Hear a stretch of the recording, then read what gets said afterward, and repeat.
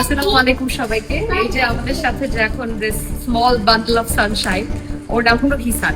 গত পরশু ও মুগ্ধা থেকে হারিয়ে গিয়েছিল। তো আমরা যখন জানতে পারি ওর কাকুগুলো আমাদেরকে এই ব্যাপারটা অবহিত করে যে হিসান হারিয়ে গেছে, আমরা তখনই সাথে সাথে সিআইডির সহযোগিতায়, মেট্রোর সহযোগিতায় এবং ঢাকা দক্ষিণ ও উত্তর সিটি কর্পোরেশনের সহযোগিতায় ঢাকা শহরের যত বিলবোর্ড ছিল ইলেকট্রিক সবগুলোতে তার নিখোঁজ বিজ্ঞপ্তি আমরা পাঠিয়ে দিই। এবং র্যাব যখন জানতে পারে তখন থেকেই তারা এই ব্যাপারে তৎপর হয়ে ওঠে। মুগ্ধা থেকে হারিয়ে গিয়েছিল ঢাকায়, তাকে রংপুর গাইবান্ধা থেকে র্যাপিড অ্যাকশন ব্যাটালিয়ন উদ্ধার করে নিয়ে আসে।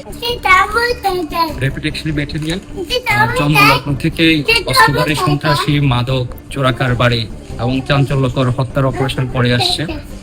এক্ষেত্রে এই অপারেশনটি খুব ব্যতিক্রম। এই ঘটনাটার খবর আমাদের কাছে আসে 28 তারিখ দুপুর 2টা বা 2:30টার দিকে, আর বাচ্চাটা নিখোঁজ হয় 12:57 দিকে।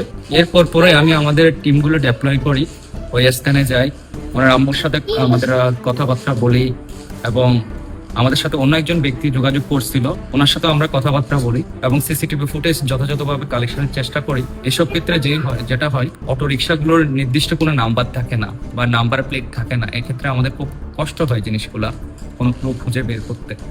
তো এইসব ক্ষেত্রে একটা আমাদের অদ্ভুত কিছু প্যাটার্ন কাজে লাগছে। আমরা ফার্স্টে নোটিশে আনি হলো যে রিক্সা আর্টের প্যাটার্নটা একই ধরনের না। আর যেসব রিক্সা আমাদের এখানে চলে, ইজি বাইক, আপনারা একটু খেয়াল করলে বুঝতে পারবেন এক একটা রিক্সার ডিজাইন কিন্তু এক এক রকম। সো আপনি কিছুক্ষণ কথা বললে গ্যারেজে, তখন বুঝতে পারবেন যে এই ডিজাইনের রিক্সাগুলো কোথায় বানানো হয়। ওরা মোটামুটি আইডিয়া করে দিতে পারে যে এই ধরনের রিক্সা তো জুরাইন বাবুনগর এলাকায় চলে, বা এই ধরনের রিক্সা তো মুচক এলাকায় চলে। তাহলে এটা দিয়ে আমরা মোটামুটি আইডিয়া করতে পারি যে এটা জুরাইন বাবুনগর এলাকার ডিজাইন থেকে। এরপরে যখন রিক্সা আর্ট নিয়ে বিভিন্ন জনের সাথে কথা বললাম, তখন মোটামুটি বুঝতে পারলাম যে এটা জুরাইন বাবুনগর এলাকারই হবে। এরপর আমাদের একটা লোকাল সোর্সে এই রিক্সার যিনি চালিয়েছিলেন, রিক্সা চালক, আমরা ওনাকে শনাক্ত করি এবং ওনার সম্পর্কে জানি।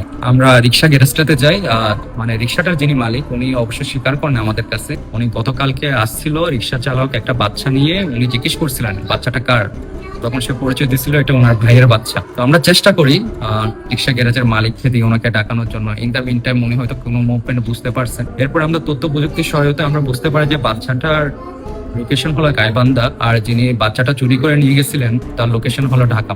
এরপর পরে আমরা র্যাব 13 রংপুরের টিমটাকে অ্যাক্টিভেট করি এবং ওনাদের যে গাইবান্ধার যে টিমটা আছেন ওনারাই পলাশবাড়ি বাস স্ট্যান্ড থেকে আমরা বাচ্চাটাকে উদ্ধার করে এবং বাচ্চাটার সঙ্গে থাকা আমাদের যে আসামির বাবাকে গ্রেফতার করে। কিছুক্ষণ পরে আমরা মগবাজার ওয়ারলেস থেকে যিনি বাচ্চাটা চুরি করছিলেন বা অপহরণ করছিলেন তাকেই আমরা গ্রেফতার করতে সক্ষম হয়। অনেক ধন্যবাদ স্যারকে।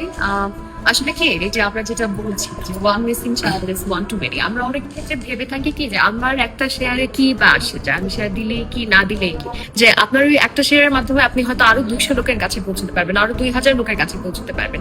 এভাবেই আমরা হিসানকে ফিরে পেয়েছি। তো যখনই এরকম কোনো বিজ্ঞাপন আপনারা দেখবেন যে কোনো নিখোঁজ শিশুর ব্যাপারে বা অপহৃত শিশুর ব্যাপারে, তখনই আপনারা তৎপর হয়ে উঠবে যাতে আমরা সবাই মিলে একসাথে কাজ করতে পারি। আর এই যুদ্ধটা আমাদের সবার, এটা শুধুমাত্র পুলিশের না, এটা পুলিশ, জনগণ, সবার যার যার জায়গা থেকে এগিয়ে আসুন। এবং যদি কখনো শিশু নিখোঁজের ঘটনা ঘটে, আমাদের যে হেল্পলাইন নাম্বারটা আছে 13219 13 to 19 টোল ফ্রি, এখানে আমাদের অবগত করুন। আমরা সকলের জন্য, বিশেষ করে শিশুদের জন্য একটি নিরাপদ বাংলাদেশ গড়ব।